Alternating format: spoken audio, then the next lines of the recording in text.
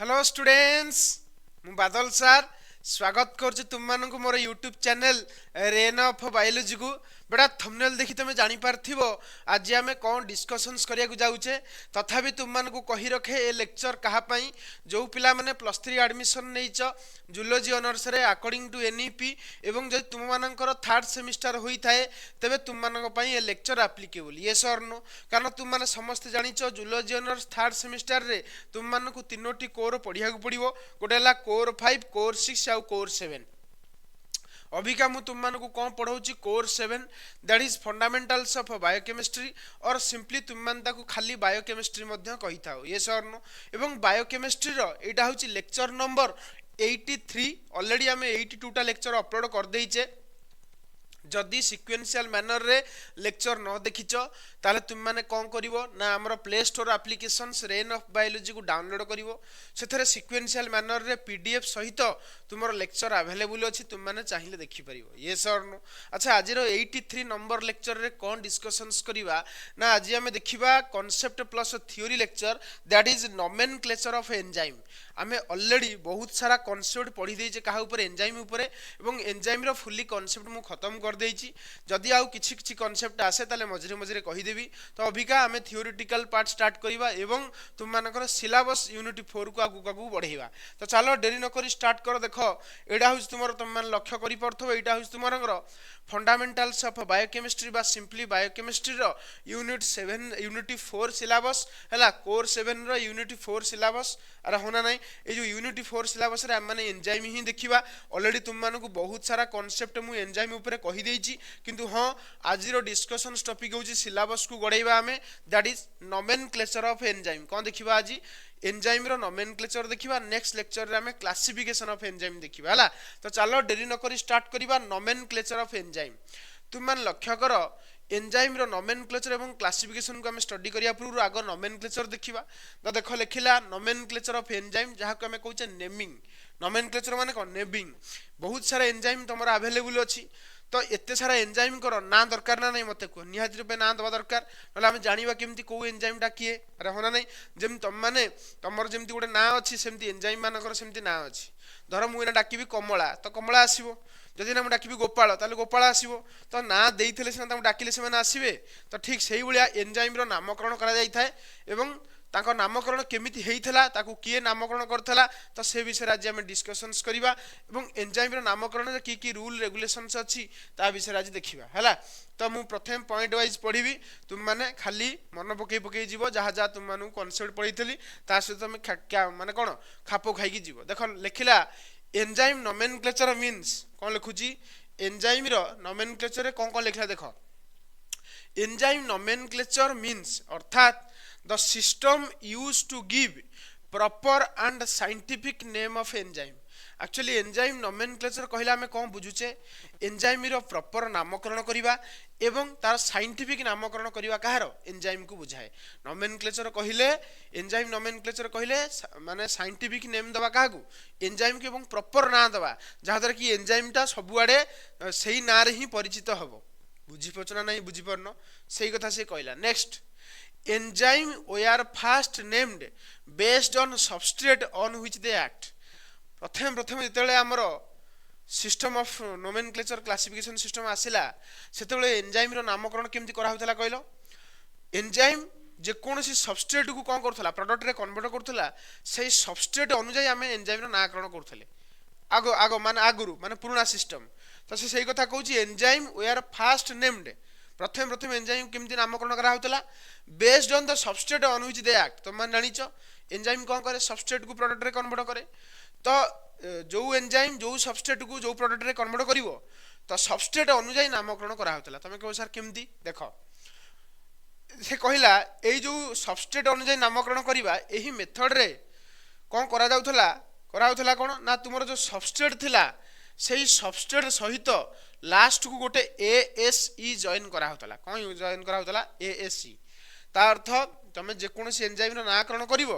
आगो सबस्ट्रेट रो नाटा लिखिवो तापर लास्ट को एएसई जॉइन कर दबो जहा हबो सेटा होची एंजाइम रो ना तमे के सारी एग्जांपल दियंतु देखो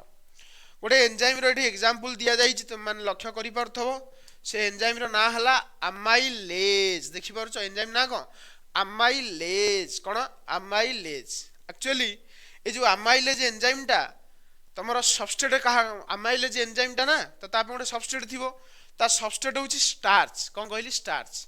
एवं स्टार्च ना हूँ अमाइलोज तो ये अमाइल रु ये जो अमाइलोज रु अमाइल ग्रुप आसला एवं लास्ट को ASE जॉइन कर दिया गला तो एक्चुअली एंजाइम नामकरण किसी एमती आगुरी होता जमती आउ गोटे एग्जांपल देख लिखला लैक्टोज कौन लिखला लैक्टेज सॉरी लैक्टोज कहली लैक्टेज एंजाइम ना कौन लैक्टेज देखो लास्ट को ASE अच्छी तो यहाँ क्या यूज हुए मन रखियो यार सबस्ट्रेट किए लैक्टोज तो लैक्टोज बेटा तुम जानिछ लैक्टोज विषय तुम मानक मु पढ़ई थी केते तुम मानक मु कार्बोहाइड्रेट्स पढ़ाऊली तो से लैक्टोज जदि सबस्ट्रेट हुए ताल एंजाइम कौन हम लैक्टेज तो तुम एति बुझी पारल सबस्ट्रेट रो ना प्लस लास्ट को ASE जॉइन करदवा ताल तुमर कौन आसीजिवो एंजाइम रो नामकरण हो नामकरण हम दिस मेथड इज सिंपल सत कथा ये method simple but not always accurate किंतु एटा सब बेले बेटा एक्यूरेट नुह तुम कह सर कहीं एक्यूरेट नुह आप तो कहले प्रतिटी एंजाइम सबस्ट्रेट थाए सबस्ट्रेट ना नहीं जावा किछि तापर लास्ट को ASE जॉइन करदवा काम सरजिवो ताले एटा एक्यूरेट कहीं नुह बेटा मन रखियो because one enzyme may act on many substrate गोटे एंजाइम बहुत गुड़े सबस्ट्रेट बहुत प्रकार सबस्ट्रेट ऊपर एक्ट करि पारे ताहले से केस रे तुमे मते कुओ गोटे एंजाइम जदि गोटे सबस्ट्रेट ताले नाकरण करबा इजी जदि गोटे एंजाइम रो मल्टीपल सबस्ट्रेट रहिला बा मल्टीपल वेराइटी रो सबस्ट्रेट रहिला ताले से केस रे तुम माने कोन करिवो एंजाइम रो ना कोन अलग अलग ही परिवो जहा हो गोटे ना कथरा बुझी पचना नहीं तो सेथि पई से कहूची ए सिस्टमटा तुमरो जते बेले गोटे एंजाइम रो मल्टीपल वेराइटी बा वेराइटी ऑफ सबस्ट्रेट आसी जीवो से केस रे सिस्टम रंग हो जीवो मतलब एक्यूरेट नामकरण करि परिवो नाही तो सेथि पई कोन हला ए प्रकार प्रॉब्लम पुराना सिस्टम रे थिला किंतु ए जो प्रॉब्लम टा को सॉल्व करिया पई देखो लिखिला सही कथा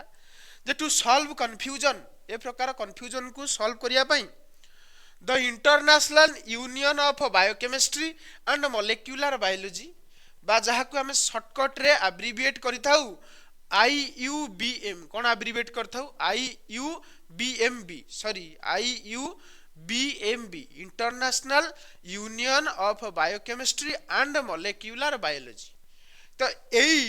जो रहिला सिस्टम टी ये कौन कला गोटे एंजाइम रो सिस्टमेटिक नोमेनक्लेचर करिवा पई गोटे कौन कला ना गोटे आइडिया बा गोटे गोटे गोटे सिस्टम एस्टाब्लिश कला जो सिस्टम रे तुमे एंजाइम रो नामकरण करि परिबो तो in this system each enzyme is given a systematic name actually या सिस्टम ए जो IUBMB कहवा अनुजाई ये गोटे एमिति सिस्टम एस्टाब्लिश कला जो सिस्टम रे तुमे एंजाइम रो सिस्टमेटिक नामकरण करि परिबो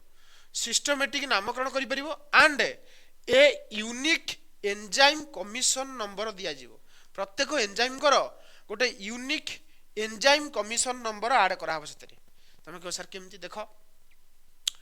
द EC मतलब enzyme commission number has 4 part मन रखिबो जो एंजाइम कमीशन नंबर लास्ट को टैग लगिया हला तो ए EC रो ए मन रखिबो चारोटी पार्ट थाए मन रखिबो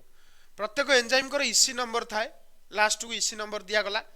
तो EC नंबर हैज 4 पार्ट मन रखिबो गोटे EC नंबर रो केतरा पार्ट थाए चारोटी पार्ट थाए एठी देखो लिखा है EXXXX ता अर्थ ए जगह चारोटी पार्ट आसीबे ना बुझेबी तुम मानु ए जो फर्स्ट पार्ट फर्स्ट नंबर ना देखि परछो the first number show the main class of enzyme तुम मानको मु क्लासिफिकेशन ऑफ एंजाइम रे पढैतली ऑक्सीडो रिडक्टेज ट्रांसफरेज असु पढैतला ने ओथलील कहितली तुम मानको प्रीवियस क्लास रे जतले तुम मानको मु एंजाइम रे क्लासिफिकेशन पढौतली ओथ लील मन अछि 6टा क्लास पढैतली एंजाइम रो ओथलील हला oxidoreductase transferase hydrolase lyase isomerase ligase एटा सब पढैतली तो सही कथा कहूँ ये जो प्रथम नंबर टी तार क्लास को बुझेबो काहा को बुझेबो क्लास को बुझेबो एवं second number T second number show the sub class second number कौन शो करे सब क्लास जोटा कि तुम मानक जानिया किसी आवश्यक नाही सब क्लास विषय रे खाली एतिकी मन रख क्लास खाली तुम मानक पई इंपोर्टेंट अछि सब क्लास दरकार नाही जानिबा आ जदि भी तुम पढ़ी दबो बही रे थिबो ताले पढ़ी दबो किछि असुविधा नाही किंतु दरकार नाही अच्छा थर्ड नंबर कौन शो करे सब सब क्लास सब सब क्लास ता अर्थ ता तलू माने क्लास तलू को कौन थाए क्लास तलू को सब क्लास तलू को सब सब क्लास एवं दो जो फोर्थ नंबर टा हूँ से एंजाइम रो सीरियल नंबर मन रखियो सीरियल नंबर ऑफ एंजाइम सबुठु 4 नंबरटा ताले मते कुह गोटे एंजाइम रो जतले नामकरण करा जाए एंजाइम रो ना लेखाबा सहित इसी नंबर को दिया जाए कौन दिया जाए इसी नंबर देखि परछ इसी नंबर दिया जाए एवं ए इसी नंबर रे प्रथमटा हूँ क्लास को इंडिकेट करे सेकंड हूँ सब क्लास को इंडिकेट करे थर्ड टा तुमरो इंडिकेट करे सब सब क्लास आउ फोर्थ नंबर टा इंडिकेट करे कौन सीरियल नंबर एंजाइम रो जेमती गोटे एग्जांपल देख गोटे एंजाइम निया गला हेक्सोकाइनेज कौन निया एंजाइम हेक्सोकाइनेज ए जो हेक्सोकाइनेज रो इसी नंबर टा हूँ कौन जानिछ इसी 2711 तुम कह सर 2 टा एठी ताले कौन तार क्लास ताले सेकंड क्लास माने कौन ट्रांसफरेज अरे होना नहीं सेकंड क्लास माने कौन सेकंड क्लास माने होची ट्रांसफरेज देखि परछ सेकंड क्लास माने ट्रांसफरेज ता अर्थ है जो हेक्सोकाइनेज टा गोटे कौन ट्रांसफरेज ये सर नो तापरे तार 7 टा कौन ना तार सब क्लास 1 टा कौन ना सब सब क्लास एवं लास्ट 1 टा कौन ता सीरियल नंबर एति मन रखियो हला बेसी भीतर को जाओनी बेसी भीतर को जीवा किसी आवश्यक नाही हला जति दरकार सेति कहि देली तापर लिखला this show it is a transferase that transfer A phosphate group ये जो ट्रांसफरेज एंजाइम कौन करे कौन से ग्रुप को ट्रांसफर करे तुम मैंने जानिछ जो तुम मानक मु एंजाइम रो क्लासिफिकेशन पढ़ौतली कॉन्सेप्चुअल लेक्चर रे कथा कहि देछि हला किंतु हाइड्रोजन केबे ट्रांसफर करिवोनी हाइड्रोजन ट्रांसफर कले सेडा ऑक्सीडो रिडक्टेज हे जिवो हला कहितल तुम मानक ये कथा तो तुम जानि पारलो पुराना कालिया सिस्टम ऑफ क्लासिफिकेशन रे कौन करा होतला एंजाइम रो नामकरण सबस्ट्रेट रो बेसिस रे होतला किंतु सबस्ट्रेट तुम जानिलो सबस्ट्रेट जदी बेसिस रे हम करबा कौन करतले ना सबस्ट्रेट रो किछि ना पार्ट नउतले ना रो एवं लास्ट को एएसई जॉइन करथले एंजाइम रो ना हेउतला किंतु एई जो एंजाइम रो नामकरण रे किछि प्रॉब्लम हला कोन ना एमिति किछि एंजाइम अछि जो एंजाइम मल्टीपल सबस्ट्रेट ऊपर एक्ट करि पारंती तो से केस रे नाटा कंफ्यूजन क्रिएट कला जोथि पई तुमरो international union of biochemistry and molecular biology गोटे क्लासिफिकेशन सिस्टम देला एंजाइम पई एवं से कहला प्रति एंजाइम मानकर गोटे गोटे कौन रहिबो इसी नंबर रहिबो हला जहा को हमें कहूचे कौन एंजाइम कमीशन नंबर एवं ये एंजाइम कमीशन नंबर रे तुमर चारोटी पार्ट थाए प्रथम पार्ट हला तुमरो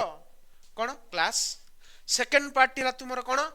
ना तुमरो सेकंड पार्ट कौन तुमरो सब क्लास थर्ड पार्ट होउची सब क्लास फोर्थ पार्ट होउची सीरियल नंबर जहा द्वारा कि एंजाइम रो नामकरण पूरा पूर्णांग गोटे एंजाइम हे परिबो से एंजाइम रो नामकरण हमें जदी हे एंजाइम को डाकिबा ताले इजीली एंजाइम तुमरो जणा पड़ी जो से एंजाइम रो नेचर कोन देखो सही कथा लिखला जदी हम हेक्सोकाइनेज रो इसी नंबर देखिबा